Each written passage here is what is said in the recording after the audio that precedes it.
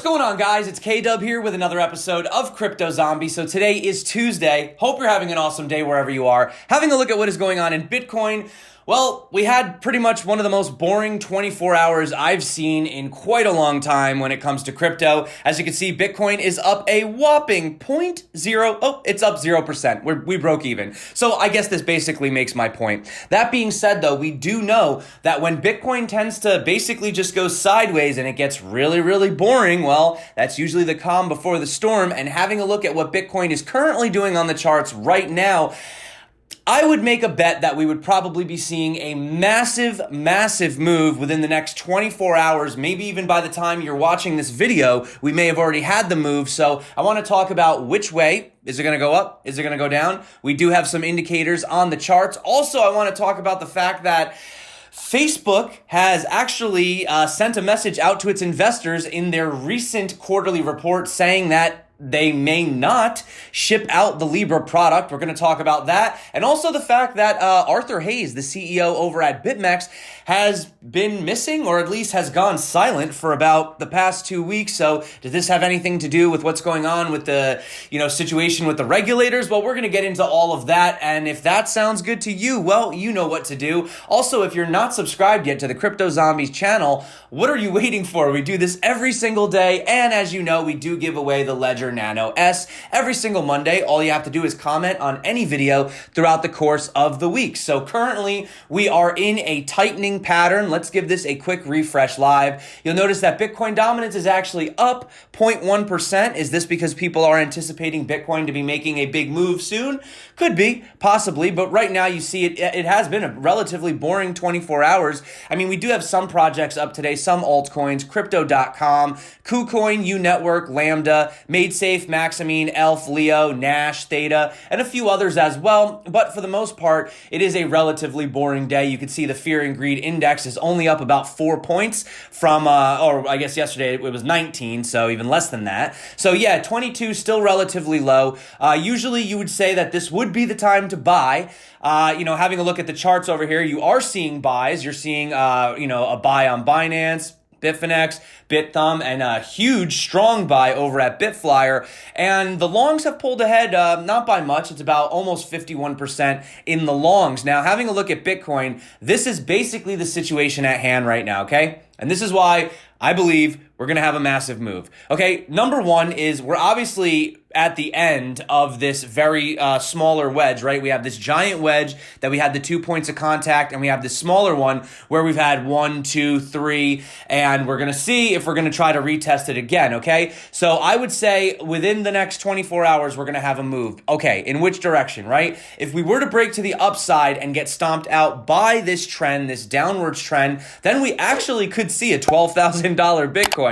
I know that sounds crazy, but if we can't break above this, or we can't put in a higher high, which would essentially be above 13,100, then we may find ourselves heading back lower again. If we were to fall straight down from this point and be maintained in this downwards trend, then you could be looking at about an $8,300 Bitcoin, which is a number we've spoken about on the channel a lot. The other thing too is this declining volume right here definitely signals that we could be looking for a massive move. Now, like I said, which direction? Well, currently, if we look at what Market Cipher is saying, you have a trend reversal, and you have several X's, and you have red diamonds, which usually indicates negative downwards movement. The other thing I want to point out is if we look at the daily EMA ribbon, you can see that even though we touched right down here at the average, we're still sitting above all of them, which unfortunately is bearish. Now, I do want to point out the last time right here when we fell below it, around June 4th, you could see we only stayed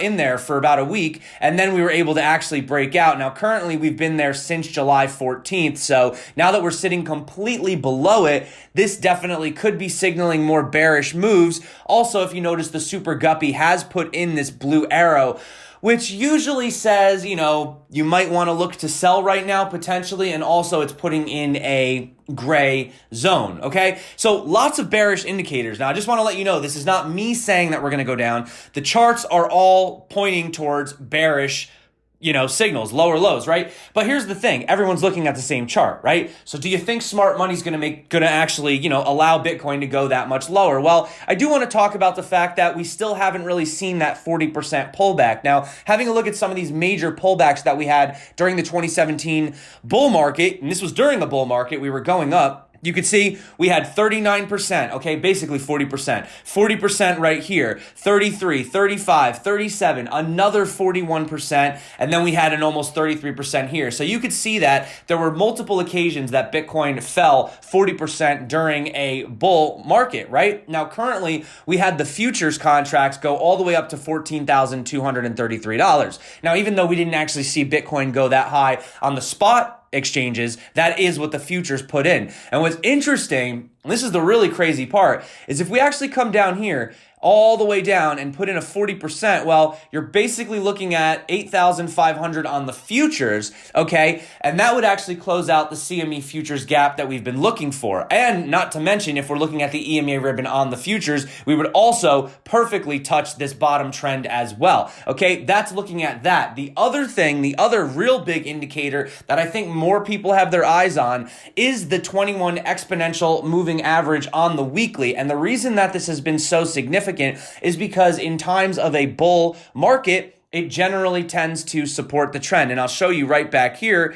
if we go back and have a look, you could see all the way back in the basically the main run-up of 2017, every time we came down and touched it, we instantly were rebounded. You could see the week of July 10th, we literally touched down, we wicked it on the week of September 11th, and then basically we stayed above it. And you could see as soon as we fell below, we had this wick right here, January 15th. Yeah, we basically fell, and we struggled to break above it. So you can see back here on April 1st, we broke above it again. Now, I do believe that we are in a bull trend. I don't know, maybe you feel differently about it, let me know. But I personally believe that once we got above that $5,000 level, basically right here, I believe that we were back in the bull trend. So having a look at that, if we're going to keep in line with the fact that it tends to support us during bull trends, then you'll notice this is also sitting at around 8,256. So there's a lot of focus on that $8,300, $8,200 level. And interestingly enough, now this is spot, obviously this isn't futures. If we were to come all the way down, well, look at that, guys. That's a 40% pullback. So it does seem like these numbers are playing out over and over and over again. We're seeing all of these different indicators lining up to this 40% pullback, looking at about an $8,200 Bitcoin. But like I said, there could be a fake out beforehand. That is something to consider, okay? We could still bounce up, like I said, and pull back down. However, maybe investors are just tired and they want to just get it out of the way, drop it down, close the gap, and then move on, to the next. And I do think in the next 2 weeks, we're going to be going back up. I don't think we're going to be going lower for any more than 2 weeks, but I just wanted to point that out moving forward, okay? Now, some people are also utilizing the Fibonacci retracement. We can also look at that as well. Interesting thing right here is if we basically start from the breakout that we had and we go all the way up to the top, a lot of people say this 0.5 Fibonacci retracement is the next level. That's totally possible. That's 9,000. I definitely think Bitcoin could hit 9,000 within the next few days. That's totally possible. The other interesting thing is if you look at the 0.681 level, that's actually at around 7,873. Now, it is possible we could go that low. What's actually interesting is that was a very, very key level back here during some of this consolidation and accumulation period, right? So those are the levels that we're looking at. Could we go lower? Absolutely. And yeah, I think it would be healthy. We'd get that 40% correction in, and then we could finally continue the trend on upwards. And I do think, like I said in my video yesterday, I wasn't saying that we're not going to see Bitcoin under 10,000, as in within the next few weeks. What I was actually saying was I think the next time that we actually break through and we do put in a higher high, I don't think the next time Bitcoin takes the next hit that we're going to be going below 10K. That's pretty much what I was saying yesterday. And friendly reminder, the trend is your friend. And you could see that even though we are dealing with this right now, Bitcoin is currently, in my opinion, and according to most of you yesterday on the poll, do believe that we're about to enter the reaccumulation phase very soon, as in within the next couple weeks, or we're entering it currently right now, which is what's telling me that I don't think we have much more downwards price action to go. So if Bitcoin does have this breakout, and we do fall down and we do hit some of those lower lows, then I would think that we would complete this sort of mini bearish cycle within the next few weeks, okay? Maybe even sooner, because we know Bitcoin tends to be an impatient asset. Okay, so moving on, let's talk about what is going on with Facebook, okay? So Facebook says in the risk factors section of its latest quarterly report that it can't guarantee Libra will be made available in a timely manner or at all. Okay, so you can see right here, they reminded investors in their report that while they do expect it to, happen by 2020, they're not quite sure. So in the risk factor section of the report, they spoke about this. We just said that. And since disclosing plans for Libra and Calibra last month, they have had a lot of criticism, both from public officials in the U.S. and abroad. Okay, you have guys like Treasury Secretary Steven Mnuchin, who doesn't believe that, cash has been done for nefarious purposes, but that's for another day. You have Jerome Powell. He also voiced his concerns. Similar reservations were raised by French Finance Minister Bruno Le Maire and European Central Bank Executive Board member Benoit Couillère. Probably said his name wrong, but that being said, what is going on? Well, originally, they thought that it was going to be received with fanfare, and it was almost immediately encircled with U.S. regulators, citing concerns that the cryptocurrency would compromise data privacy, monetary policy, and security with House Financial Services Committee. Well, we have good reasons to be worried because Facebook doesn't exactly have the greatest track record of protecting their clients' data. Now, does it? So, Chair Maxine Waters requesting the project be paused just hours after the announcement. Remember, that was the big news. However, significant the heat facing Libra may be, Facebook does not see regulatory flack as the only impediment to launch. They also cited market acceptance as a core concern when it described its progress in the risk factors section, and this is what they had to say. So they said, in addition, market acceptance of such currency is subject to significant uncertainty. As such, there can be no assurance that Libra or our associated products and services will be made available in a timely manner or at all. Okay, so they're saying it may not even happen. They say we do not have significant prior experience with digital currency or blockchain technology, which may adversely affect our ability to successfully develop and market these products and services. So Facebook's concerns may be well-grounded. They say, for one, Libra have not won the hearts of the American market, that's for sure, with a recent poll showing just 5% of U.S. respondents expressing any level of interest in Libra, and 35% of respondents in another poll stating they trusted it much less than Bitcoin. So, yeah, people are saying that they trust Bitcoin more than they trust Libra. I would have to agree with that as well. Let me know how you feel. But also, speaking to CNBC Monday, there was an unnamed Facebook spokesperson that noted that the company was anticipating a long journey launching Libra and that the coin was announced as early as possible to accommodate a lengthy approval stage. So, does this mean that there won't be a Libra? No, but they did say that, there is a chance, there is a possibility that they may not ship the product, okay? If there's not enough demand for it, and if they fall under too much regulatory scrutiny, then they may have to cancel plans. Will they? Probably not. I would assume Facebook's going to go ahead and try to do this anyway, but that is the story, and that is what is coming out right now currently. So, yeah. Also, let me know, what do you guys think? Are you interested in Libra? Would you use Libra? Are you one of the people that trust Bitcoin more? I certainly am. So let me know what you think about that. You also had Circle CEO Jeremy Allaire. He actually had some stuff to say about this as well, saying that, we do need to treat crypto as a new asset class. He said, being a law-abiding citizen, you should not put U.S. companies or the U.S. industry at a disadvantage in the development of this global technology. He said Congress should adopt national policies that define and establish digital assets as a new asset class and develop appropriate rules and exemption for digital assets. This will require legislation that likely changes our existing commodity securities and banking laws, among others, okay? So that's the thing. inevitably, you're going to see a massive change in the way that we look at all of these different types of assets. Even just looking at things like securities, where we take the Howey test. Well, how old is the Howey test? You're talking about a way of looking at things that is way before, the invention of any of these digital assets. This is a completely new class, and it needs to be treated so, right? So that's the situation moving forward. So we may not have a Bitcoin Libra. We may, but we'll have to see. Let me know down below. What are your thoughts? But that being said, there was a massive crypto whale that has moved 318,649 Bitcoin, which was worth about $3 billion in just 6 hours. So Daily Hodl has put together all of these transactions. You can see them right here. Here is the biggest one, 47,465 Bitcoin. But the good news is they haven't sent to any exchanges, so they've only been sent from wallet to wallet. So doesn't look like they're looking to sell them, which could be a good thing. But the question is, what exactly is going on with all of these? Because they're not from exchange wallets, they're from anonymous wallets. So what are the whales doing? We'll have to keep up on that and see what's going on.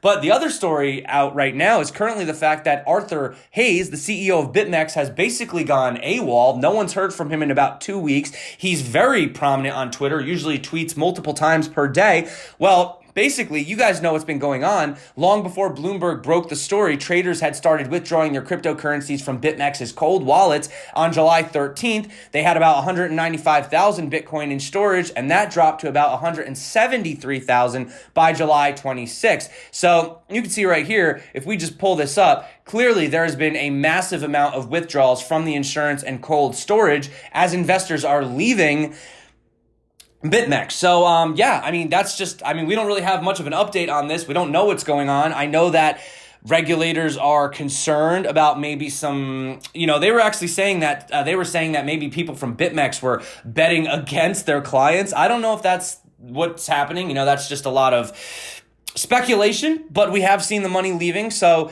that is the situation. Obviously, where are a lot of people going? Well, obviously, I think a lot of people are moving over to ByBit. I think ByBit has clearly proven itself to be a much better exchange. So yeah, that's the situation moving forward. Like I said, guys, that's the beauty of, decentralization. We move where it's going to be the most beneficial for us. Also, that being said, guys, I know it's a little bit early, but I'm just giving you a friendly reminder. If you do sign up to ByBit, even though it says they're doing a $50 deposit bonus starting August 1st, which is actually in 2 days, so I guess I'll remind you again. But if you do deposit 0.2 Bitcoin or 6 ETH, they're actually going to up this to $100. So I'm just letting you guys know. So if you haven't checked out ByBit yet, I do have a link below for that. I also do have a tutorial. If you haven't seen it, I'll drop that above. But like I said, starting August 1st, they're going to be doing $100 worth of free Bitcoin deposited if you do deposit that. So just wanted to let you know that. Also, speaking about Bitcoin, let's be honest, guys, it's still the main focus of these, institutional investors that are coming in right now. You can even see ex-Googler Steve Lee just wrapped up his first Ask Me Anything on Twitter. Now, this is for Square Crypto, and we all know that Jack Dorsey, he is the CEO of Twitter and payments company Square. He's been very vocal about Bitcoin. He thinks it's the money of the internet. It's going to be the money of the future. And, Cash App is betting pretty big on Bitcoin becoming the, global currency, possibly, maybe. They also responded to some questions regarding Grin and other cryptocurrencies. They said, we are very, very pro-Bitcoin. There is more than enough work for us to do there. That said, we are open to emerging use cases and technologies that complement Bitcoin. When they asked about their 5-year plan, they said, our goal is Bitcoin for all. We're focusing on improving the Bitcoin experience for mainstream users. The user journey will always be central to our thinking. They also went on to say that the products we're offering on the product that we're focusing on, is Bitcoin. It has been up and running for over 10 years, but there's still a lot that needs to be done before we reach mass adoption. We agree that with self-sovereignty principles of Bitcoin, they agree with that. But that being said, we see the needs of the current and future users overlapping. We want to make Bitcoin better for all. And what's actually pretty cool is they're trying to come up with a symbol for the Satoshi, right, which is the smallest unit of measurement for Bitcoin. So they said, send us your ideas and we'll retweet our favorites. So you can see some of them. Somebody did the S, good old S. You guys remember this, right? So there's all these different ones down here. S kind of looks like the at symbol. Here's another one. So at some point, Bitcoin could get so large that we need to start measuring things in sats, right? I mean, once we have like a $100,000 million Bitcoin at some point, well, we're probably just going to start measuring things in sats. So I'm curious to see which one is going to get picked. Which ones do you guys like? Is there anyone that you specifically think is cool? Check it out. I'll drop the link below for that. Also, I do have one bit of sort of token news today, and this one kind of shocked me. I'm not going to lie. So you have NOS. Now, we've spoken to Dean on the channel. I've talked to these guys. We had an interview. So they say that the NOS virtual operating system, which provides web apps with a powerful solution to implement new and innovative business models alongside a decentralized app store, will launch their public blockchain testnet in September utilizing Ark's blockchain technology. Now, this was very heavily, I feel like a Neo thing. I mean, we were even saying that the N stood for the Neo operating system, right? Even though it didn't. But this is pretty interesting. So it originally used to be a Neo NEP5 smart contract token, but now they're saying that they've searched the blockchain framework solution and they've decided to go with Ark. So I've also done an interview with Ark. I'm a fan of Ark as well. So this is pretty interesting. I'm going to have a look at that. Just kind of caught me off guard on that one. But once again, before we go, guys, I think the main topic to focus on, it's not always about price. It's not always about, to the moon and Lambos. I think realistically, we need to understand why blockchain technology is changing the world, why Bitcoin is so powerful as a censorship-resistant currency, as something that could never truly be banned by a government. Yes, the government could, ban Coinbase and say you can't use Coinbase to buy, right? And cut off all of our on-ramps, right? But you can never really stop a person from owning Bitcoin, right? So this is something that I saw online. Now, this isn't really crypto related, but I think it sort of, helps paint the picture for the narrative that we've been talking about. So essentially, it looks like Instagram is embroiled in a scandal after deleting 30 meme pages, which combined had a total of 33 million followers. The pages were removed due to violating terms of services. Instagram claims that the accounts were responsible for selling usernames as well as fraudulently obtaining other Instagram accounts.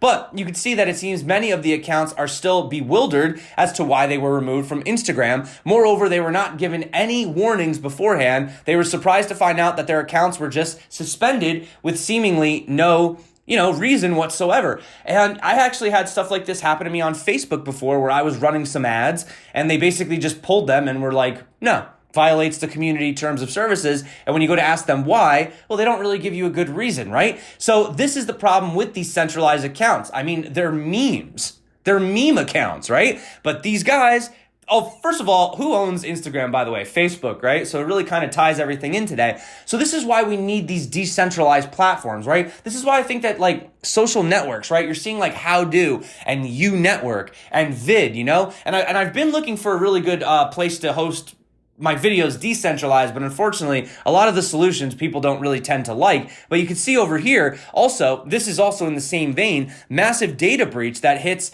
Capital One. This happened on Monday. So you had information stolen, including Social Security, bank accounts of more than 100 million individuals. Now they found they arrested a Seattle woman, Paige A. Thompson. She was accused of it. Okay, but you can see right here, about 140,000 Social Security numbers were accessed and 80,000 bank account numbers from credit cards and customers. And this is what happened. So not only do we have centralized databases getting hacked and people's information being stolen, okay, that's number one. We have centralized entities like Facebook selling your data without your permission. And third, we have, Instagram owned by Facebook, deleting meme accounts, guys, with no warning and really just giving kind of a BS reason. So once again, this is why I believe in the decentralization. I do believe in Bitcoin. And this is why I think that Bitcoin is the one that's really going to, really change things. I really do, guys. So that being said, also, I just want to point out one other thing.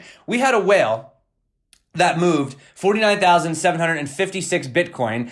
But the thing I wanted to point out was somebody actually broke that down, okay? And even though people tend to say, oh, Bitcoin is a terrible whatever store of value, which I've pretty much proven that argument wrong, what's the next argument? Well, it's too expensive, right? Okay, it might be too expensive for a cup of coffee. I agree, guys. We may not be there yet. But as far as transferring large sums of money from one place to another safely and securely, on literally the most secure network there ever is. In fact, the Bitcoin network in its 10 years has, I think, been down like maybe 0.7% of the time or something crazy. Like it's pretty much been the longest running, right? Well, here's the situation.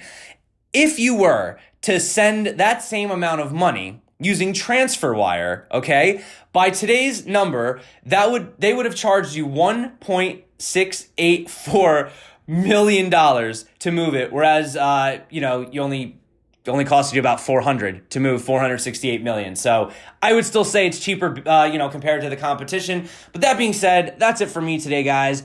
Thank you so much for coming back to the channel. You guys rock. Hope you're having an awesome day. Let's have a look at Bitcoin. What is Bitcoin doing? I'm telling you guys, there's going to be a big move. It's going to be massive, so we'll keep our eyes on it. That being said, I want to say thank you so much to everyone who's been liking, subscribing, and commenting. You guys rock. Also, don't forget to turn on the bell notification so you can get these, notifications as quickly as possible. For example, today's video, right? Might have been some pretty important information for you. Also, don't forget that we do give the Ledger